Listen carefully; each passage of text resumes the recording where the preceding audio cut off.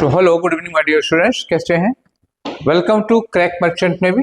आज हम लोग डिस्कस करने जा रहे हैं मर्चेंट नेवी के स्पॉन्सरशिप के जो क्वेश्चंस थे पिछले साल 2025। देखिएगा 2025 में स्पॉन्सरशिप जो मर्चेंट नेवी के क्वेश्चन एग्जाम्स हुए थे उसमें इंग्लिश में किस तरह के क्वेश्चन पूछे गए थे, आज हम उनका पहला पार्ट लेके आए हैं।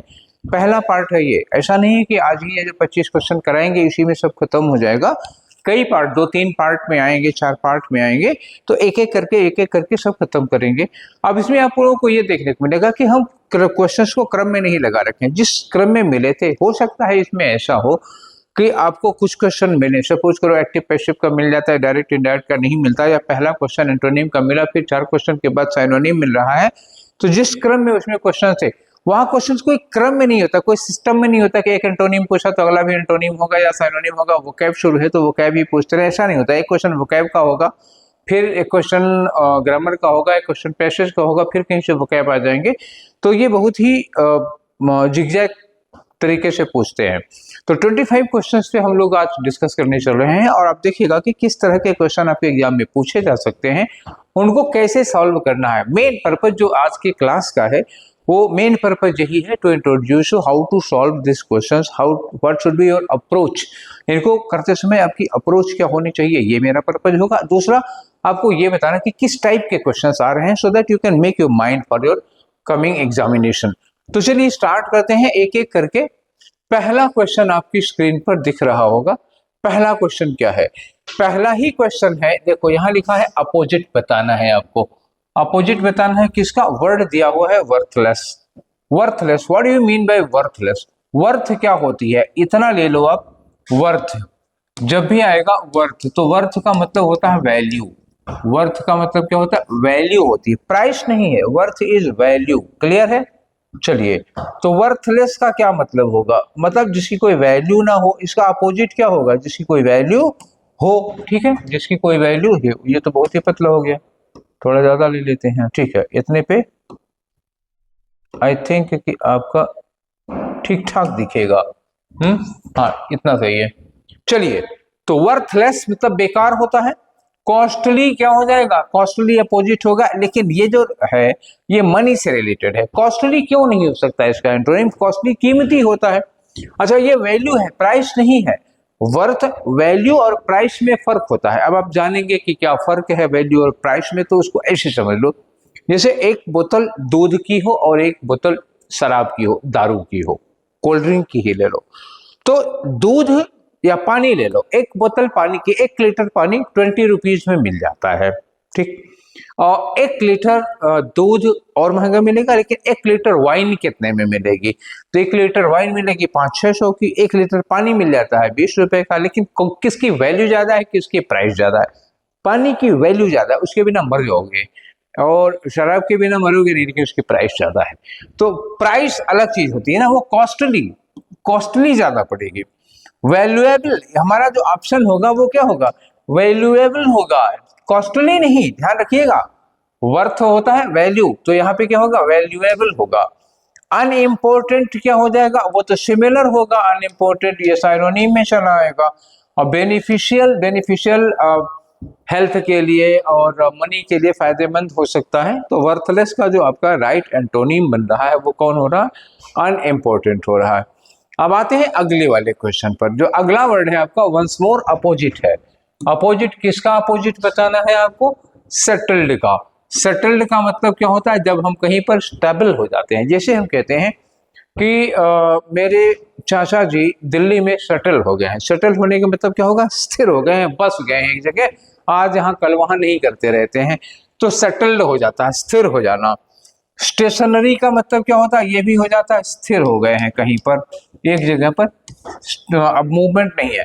इनएक्टिव भी क्या होता है? जब आदमी इनएक्टिव होता है तो भी स्थिर हो जाता है एक जगह पर। फिक्स्ड वही हो गया, ये दोनों का मतलब तो वही हो गया ना, फिक्स्ड, सेटल्ड, फिक्स्ड। और मोबाइल का मतलब क्या होगा? मोबाइल का मतलब होता है moving from one place to other place, ये मूविंग होगा। तो यही तो हुआ आपका एंटोनिम, बाकी सब तो साइनोनिम हो गए, तो ये होंगे नहीं आंसर में। क्लियर हुआ? तो आपका आंसर कौन होगा? सेटल्ड का अपोजिट हो जाएगा मोबाइल। ठीक है, आगे चलते हैं नेक्स्ट वाले क्वेश्चन में। जो नेक्स्ट क्वेश्चन है आपका, उसमें आपको बताना है एरर। अब एरर में क्या करना होगा, आप ऐसे ही सीधे सीधे देख लीजिए, यहाँ लिखा है नो एरर, तो स्टेटमेंट को गोली मारो, इसको पढ़ने की कोई जरूरत नहीं, क्यों टाइम वेस्ट कर रहे हो। जब एक ऑप्शन आपको मिला एरर नो एरर का, तो स्टेटमेंट में टाइम, उतनी देर में तो क्वेश्चन पढ़ लोगे। ठीक है, चलिए पढ़ते हैं क्वेश्चन को हम लोग। ठीक, क्वेश्चन ही पढ़ लो। लिखा है कि green home cleaning, green home cleaning can be a tiny and imperative step in balancing and preserving our nature। and के साथ में वर्ब की आईएनजी फॉर्म है, ये देखो वर्ब की आईएनजी फॉर्म, और यहाँ लिखा वर्ब की आईएनजी फॉर्म, दोनों वर्ब की आईएनजी फॉर्म है, यहाँ करेक्ट है, कोई दिक्कत नहीं हुई है। अब इंपेरेटिव स्टेप, यहाँ इंपेरेटिव, इंपेरेटिव क्या होता है, जरूरी, और टाइनी का मतलब क्या हो गया, टाइनी मतलब बहुत छोटा सा, बहुत छोटा सा और जरूरी होगा कि बहुत छोटा सा किंतु जरूरी होगा। एक निगेटिव एक पॉजिटिव को जोड़ोगे तो क्या लगेगा, बट लगता है, एंड नहीं लगता। एंड कब लगता है, जब हम इक्वल चीजों को जोड़ते हैं, जब हम पैरेलल चीजों को जोड़ते हैं। जैसे कहीं लिखा हो गुड एंड ऑनेस्ट, कहीं लिखा हो गुड डैश ऑनेस्ट, दोनों अच्छे गुण हैं, दोनों पॉजिटिव चीजें हैं, तो क्या लगाओगे, एंड। लेकिन कहीं लिखा हो गुड डैश करप्ट, कोई आदमी अच्छा है लेकिन भ्रष्ट है, गुड डैश करप्ट, अब इनको जोड़ना होगा, तो आप क्या करोगे बताओ। इनको जोड़ने के लिए आप क्या करेंगे, जब इन्हें हमें जोड़ना होता है तो हम जनरली, एक पॉजिटिव चीज हो गई और एक नेगेटिव चीज हो गई, इनको जोड़ते हैं तो हम लोग बट यूज करते हैं। और जब दोनों पॉजिटिव पॉजिटिव होते हैं तो इनको जोड़ने के लिए एंड लगाते हैं।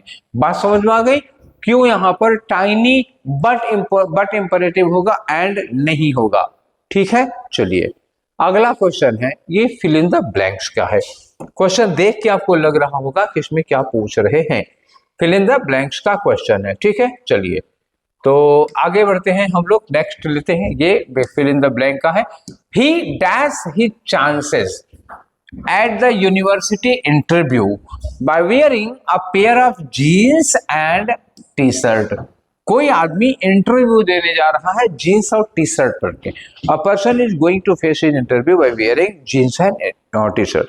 फॉर्मल पहना जाता है, जीन्स टी शर्ट पहन के इंटरव्यू देने जाओगे तो अपने इंटरव्यू को क्या करोगे, सत्यानाश कर दिया, बर्बाद कर दिया। तो जीन्स टी शर्ट पहन के इंटरव्यू देने जाओगे तो इंटरव्यू को लोअर करोगे या जेपरडाइज करोगे। जेपरडाइज का मतलब क्या होता है, पुट इन रिस्क।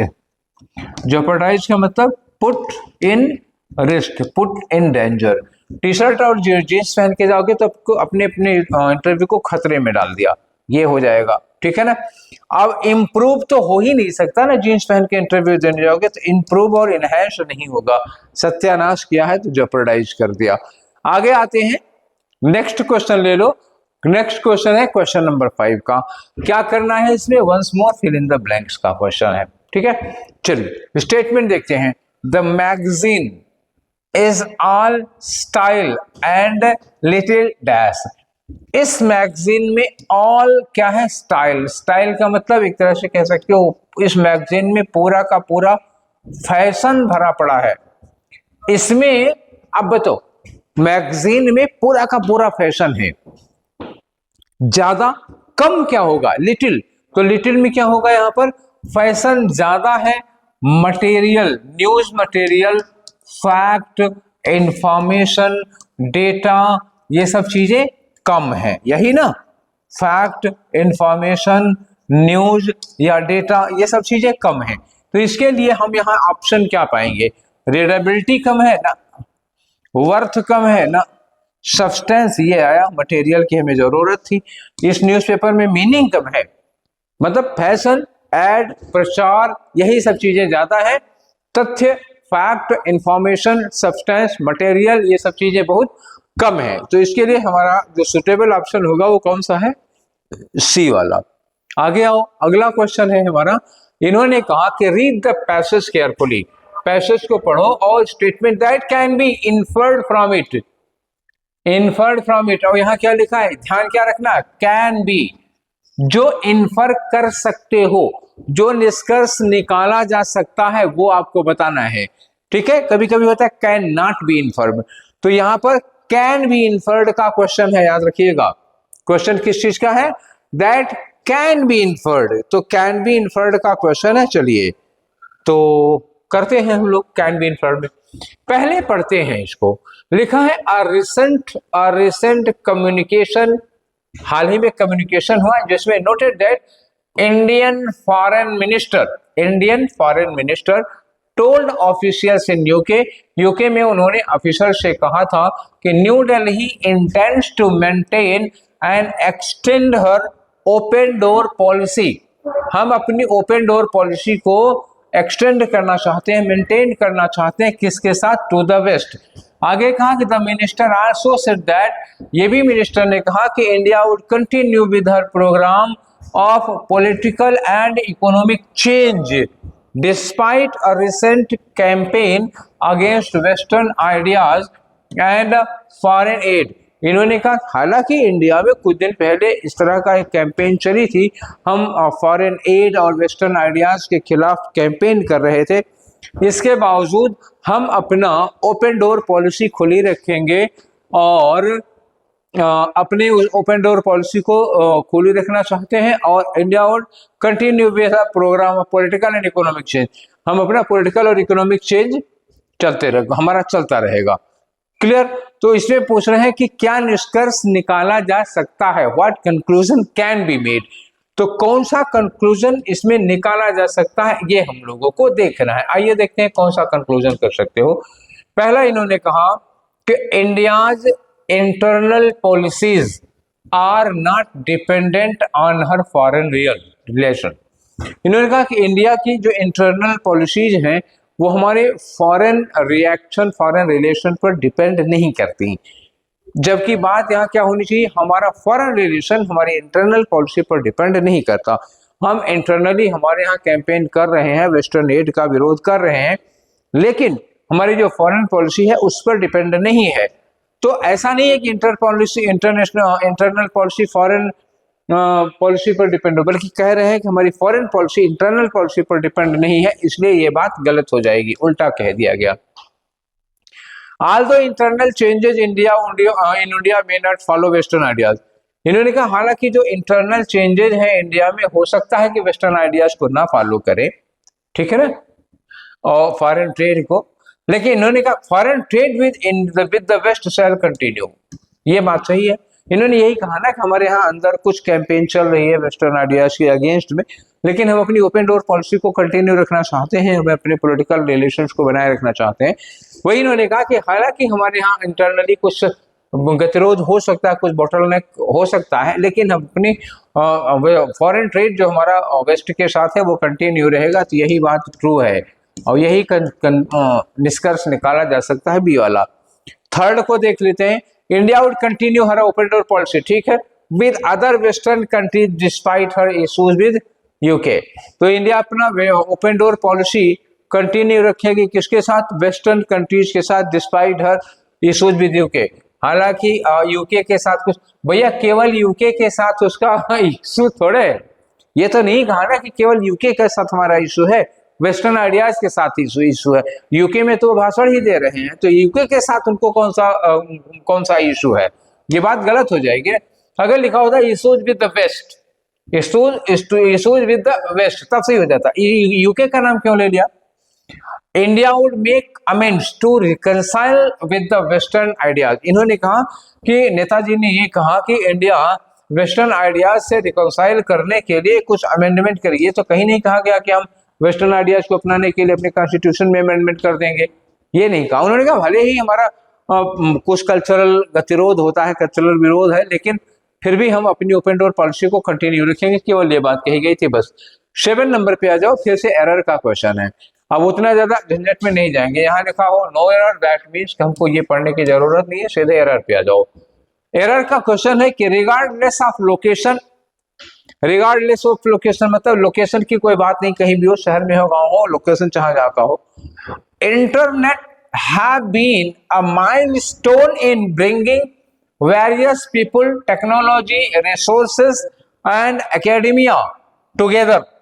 लोकेशन कोई भी हो, इंटरनेट ने एक माइलस्टोन का काम किया है, अलग अलग लोगों को, टेक्नोलॉजी को, रिसोर्सेज को और एकेडमिया को एक साथ लाने में। अब ये जो लिखा है हैव बीन, वो किसके लिए लगा है? हैव बीन लगा है इंटरनेट के लिए। इंटरनेट क्या है? इंटरनेट एक सिंगुलर सब्जेक्ट है। सिंगुलर सब्जेक्ट के लिए आप हैव नहीं लगा सकते हो, क्या लगाओगे?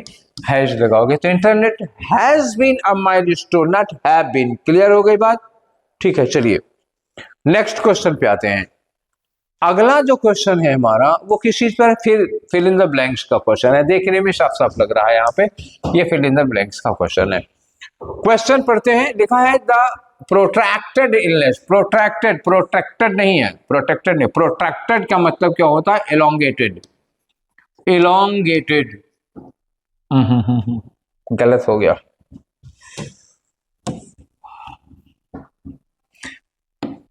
इलोंगेटेड।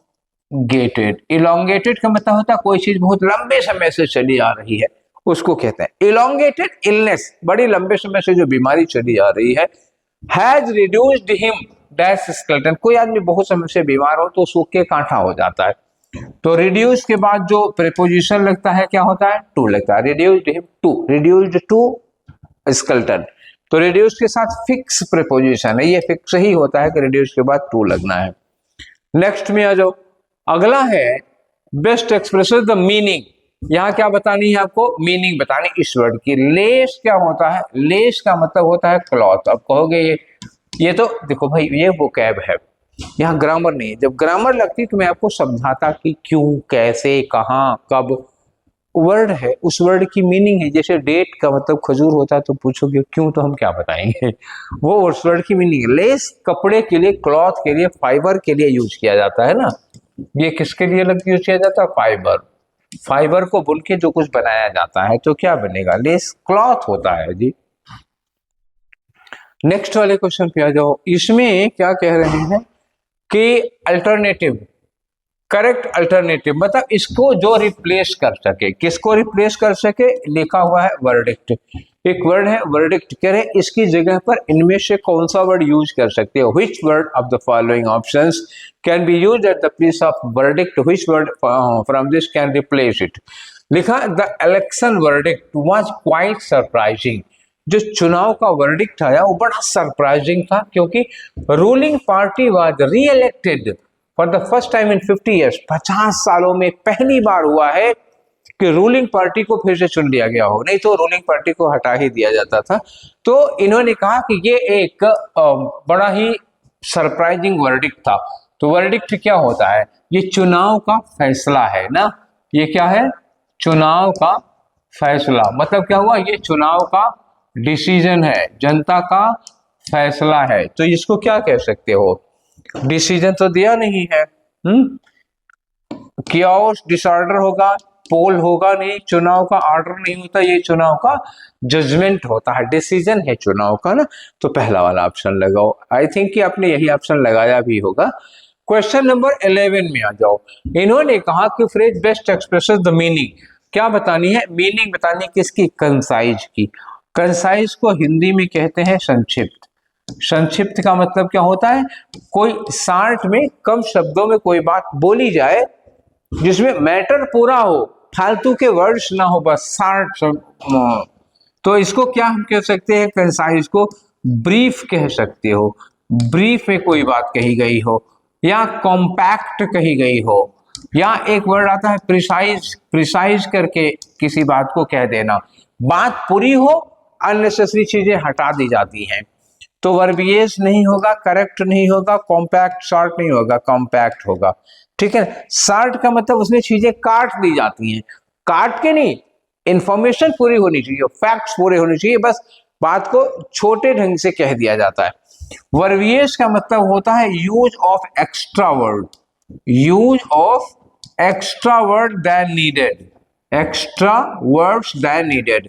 जैसे होता है ना, कोई बात 2 लाइन में कही जा सकती है, उसको आप एक पैराग्राफ में कह रहे हो, घुमा फिरा के, मिर्च, नमक मिर्च मसाला लगा के, गोल गोल दुनिया भर का, उसको कहते हैं वर्बिएस। मतलब वर्बोस होता है अननेसेसरी वर्ड्स यूज कर रहे हैं किसी बात को, स्ट्रेट फॉरवर्ड ना होना, वर्बियस का मतलब not to be straightforward, do not come to the point, ये नहीं होता।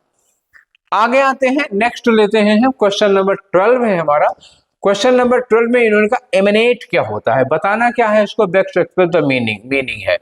मीनिंग एमिनेट का मतलब होता है, एमिनेट किसी चीज को स्टार्ट करना, किसी चीज को शुरू करना, स्टार्ट, या आप कह सकते हो इसको कमेंस करना, ठीक है ना, स्टार्ट या कमेंस करना।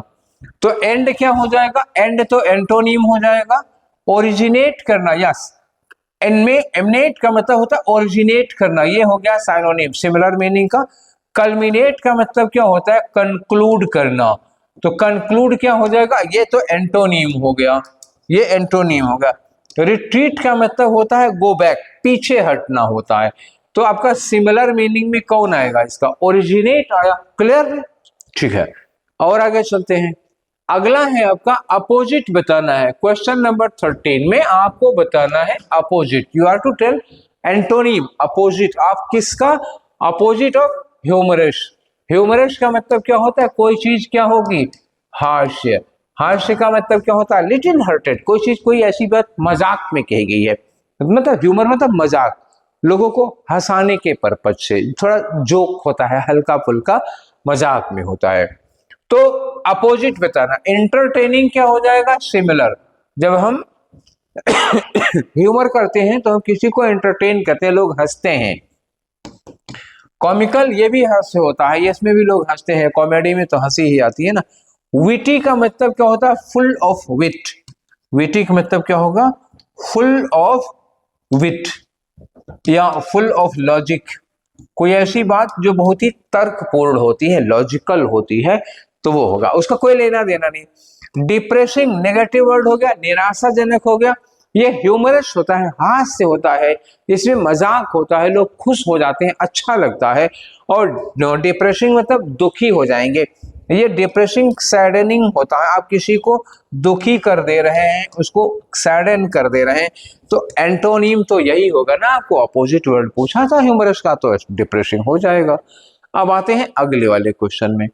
ये एक पैसेज दिया हुआ है, पैसेज में क्वेश्चन क्या है, उसको पैसेज को गोली मारो, सीधे क्वेश्चन क्या है कि can not be concluded. Passage को पढ़ के आपको ये बताना है कि इनमें से कौन सी बात हम कंक्लूड नहीं कर सकते, what can not be concluded, क्या निष्कर्ष नहीं निकाल सकते हैं। पैसेज ये रखा हुआ है, तो इस पैसेज को हम पहले पढ़ लेते हैं, उसके बाद आते हैं इस पर मैटर पर। पैसेज पढ़िए, देखिए लिखा, as the part of survival instinct, as a part of survival instinct. हमारे मतलब जो बच्चे होते हैं, छोटे बच्चे, उनके अंदर एक सर्वाइवल इंस्टिंक्ट होती है। सर्वाइवल इंस्टिंक्ट का मतलब क्या होता है, जिंदा रहने के लिए वो जान जाते हैं कि क्या चीजें हमें जरूरत है। सर्वाइवल इंस्टिंक्ट के एक पार्ट के रूप में इन्फेंट्स आर, जो इन्फेंट्स होते हैं, नवजात शिशु होते हैं, are aware at the primitive level. Primitive level में तो एकदम जन्म के समय भी वो इन चीजों को जानते हैं, ऑलमोस्ट फ्रॉम द बिगिनिंग, शुरुआत से ही जानते हैं। क्या जानते हैं, आगे लिखा, मतलब सर्वाइवल की जरूरतें वो जानते हैं कि क्या चीजें हमारे सर्वाइवल की जरूरी होती है, जन्म के समय से ही जानते हैं, ठीक है ना, इनका उतना उनको सेंस होता है। If they are lacking in nurture, अगर उनके नर्चर मतलब न्यूट्रिशन नहीं है, अगर उनके नर्चर, उनके पालन पोषण मतलब जिससे खाद पानी में कमी आती है, तो they will be terribly damaged, तो वो पूरी तरह डैमेज हो जाएंगे, मतलब उनकी ग्रोथ को बहुत बुरा असर पड़ेगा। थ्रू इम्पीडेड डेवलपमेंट, और उनका जो डेवलपमेंट होगा वो क्या होगा, बाधित होगा, इम्पीडेड होगा। तो conclusion can not be conclude, क्या कंक्लूजन नहीं निकाला जा सकता। तो पहला दिया है the survival instinct of babies, survival instinct of babies makes them perceive the level of care they receive from their parents. ये निष्कर्ष नहीं निकाल पाएंगे, ये तो निकाल ही पाएंगे, क्योंकि बच्चों में सर्वाइवल इंस्टिंक्ट होती है, वो जान ही जाते हैं कि हमको किस लेवल की केयर पेरेंट्स से मिल रही है। दूसरा है the development of babies will suffer if they are aware of the lack of care. बच्चों का डेवलपमेंट सफर करेगा अगर वो इस बात से अवेयर हैं। अरे यार, ये कहाँ कहा गया है, इन्होंने कहा कि अगर उनको जितना केयर चाहिए उतनी नहीं मिल रही है तो उनकी ग्रोथ सफर करेगी। लेकिन इन्होंने कहा कि अगर उनको पता है कि उनको उतनी ग्रोथ नहीं मिल रही है तब होगा, तो ये नहीं। क्यों?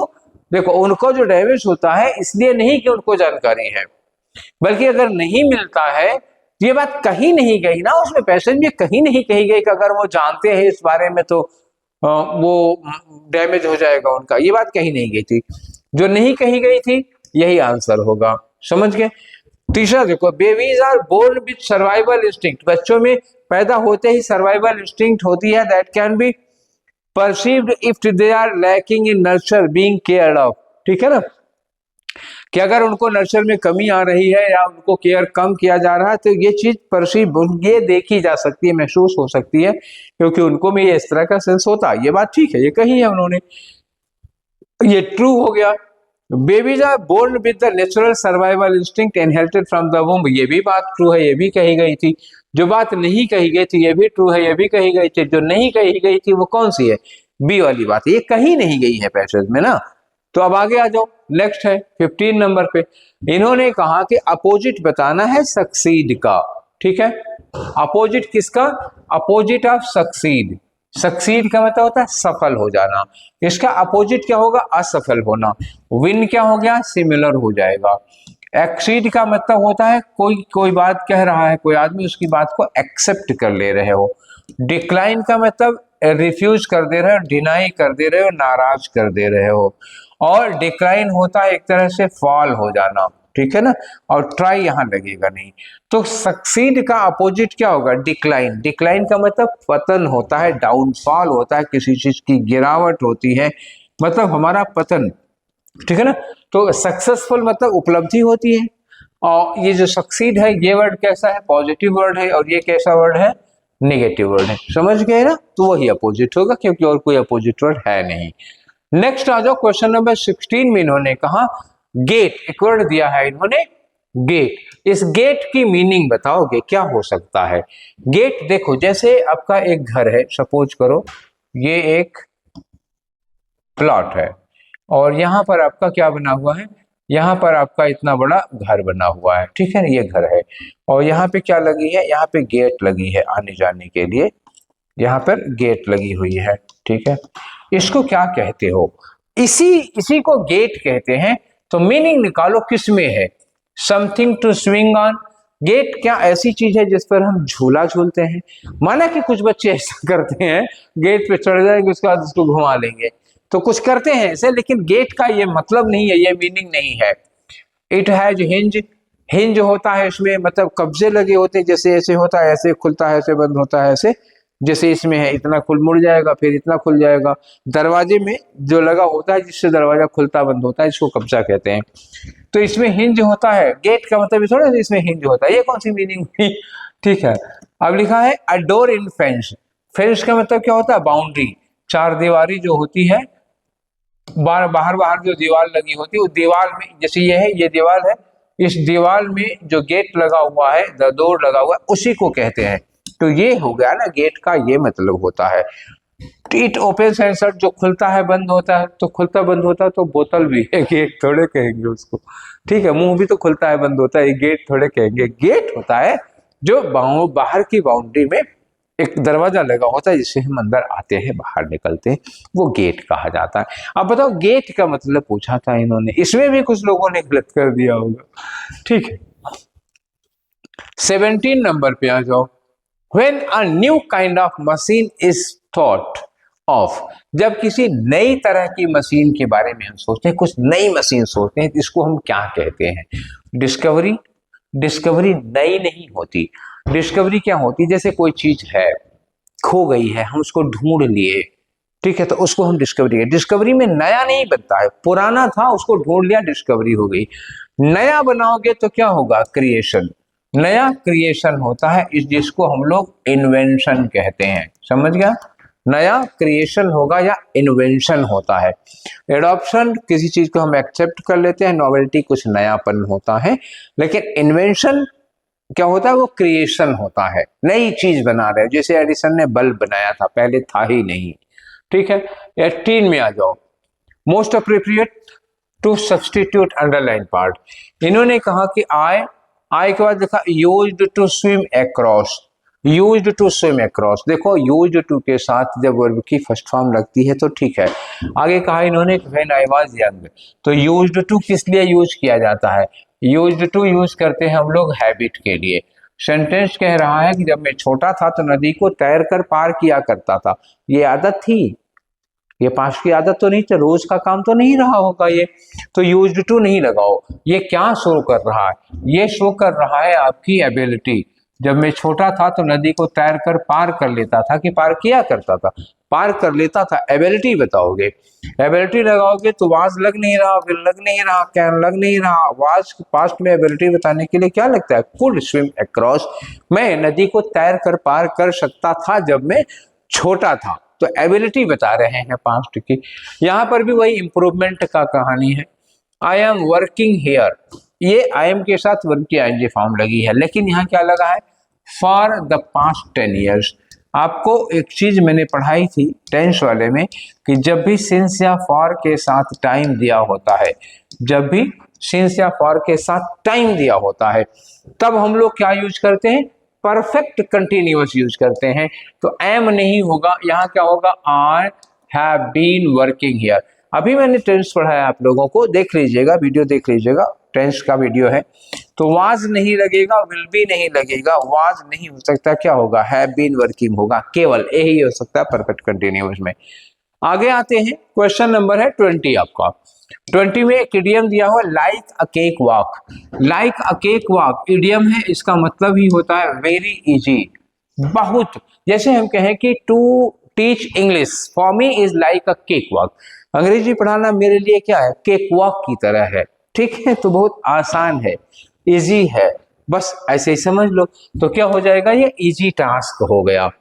आगे आते हैं, क्वेश्चन नंबर 21। अ ग्रीन हॉर्न, हॉर्न का मतलब क्या होता है? सींग होती है। ग्रीन का मतलब हरी हरी, कोई जानवर जिसकी सींग जो होती है, ऐसे जो सींग उसकी हरी है।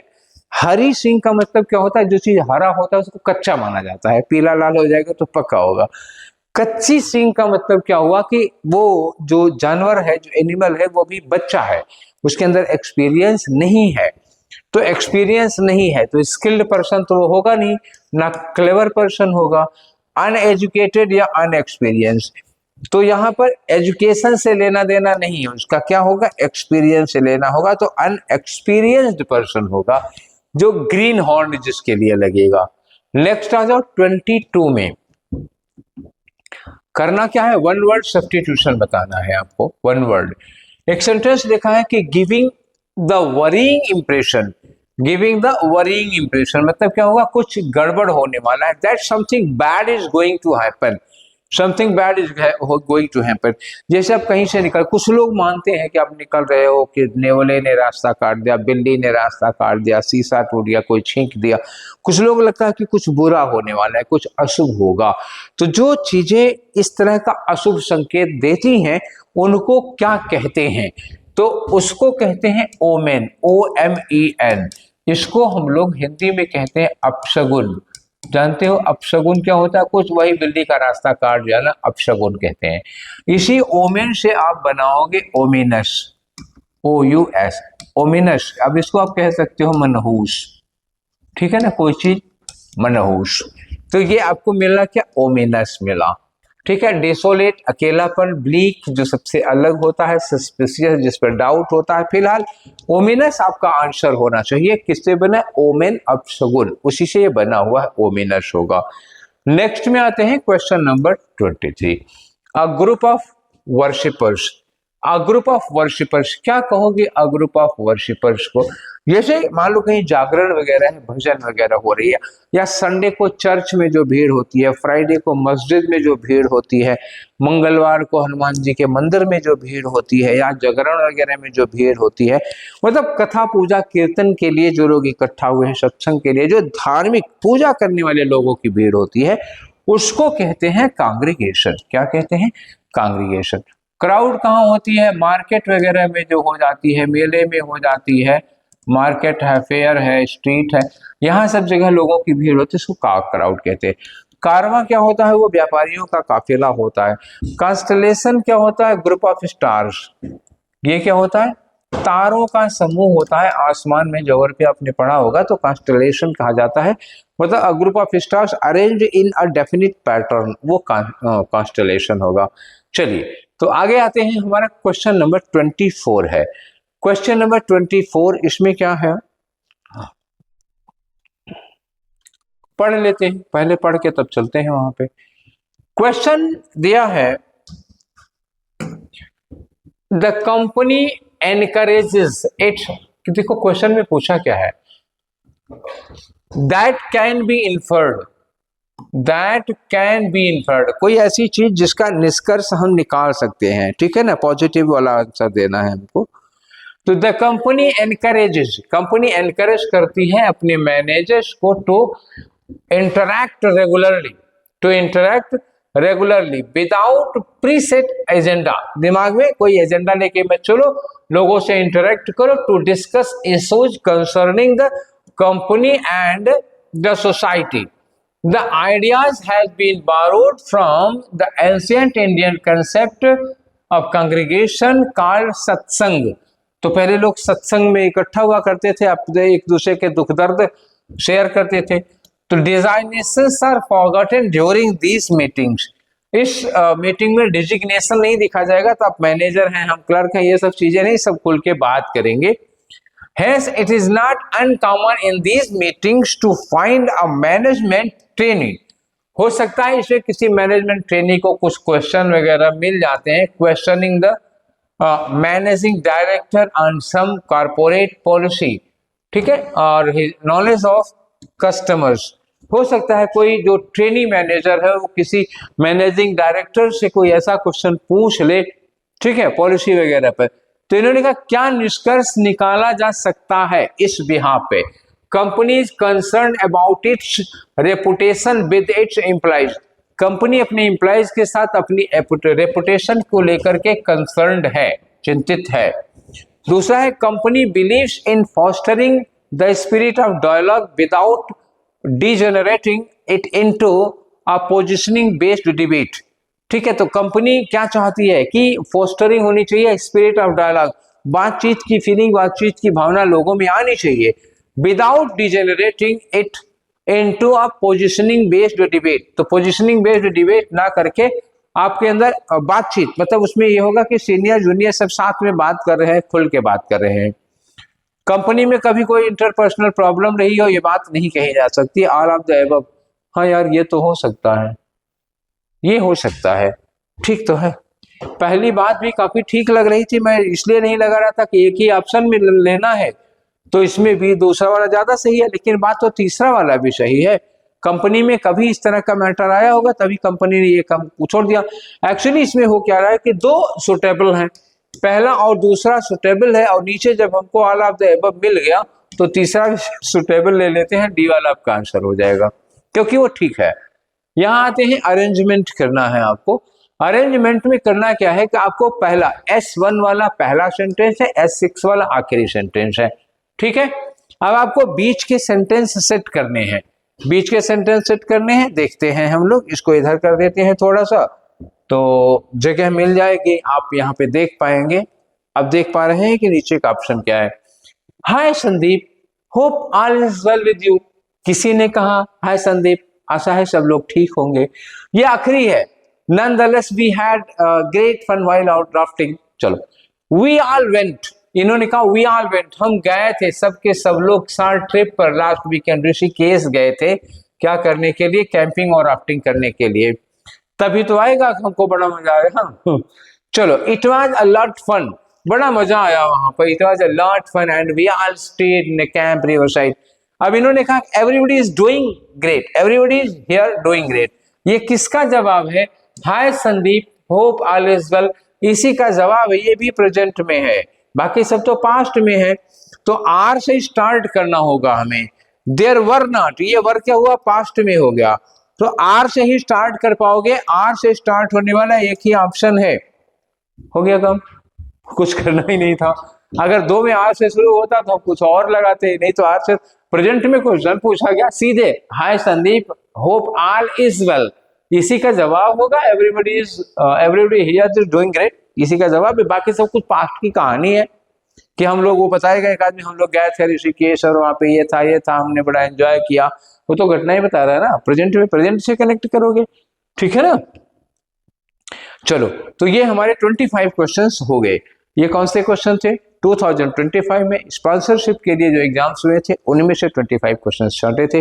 अभी और क्वेश्चन आपके बचे हुए हैं, तो ऐसे ही डे बाय डे हम लोग 25 क्वेश्चन करके डिस्कस करेंगे। आप देखते रहिएगा कि किस तरह के क्वेश्चन पूछे जा रहे हैं और उनको कैसे सॉल्व करना होता है।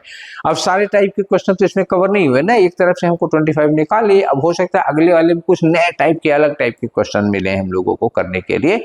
तो आप नेक्स्ट वाली क्लास में मिलिएगा तो उसमें हो सकता है कुछ नए टाइप के क्वेश्चन मिले, ठीक है। तो आज की क्लास यहीं पर वाइंड अप करते हैं, फिर मिलते हैं हम लोग नेक्स्ट वाली क्लास में। Till then take care, thank you.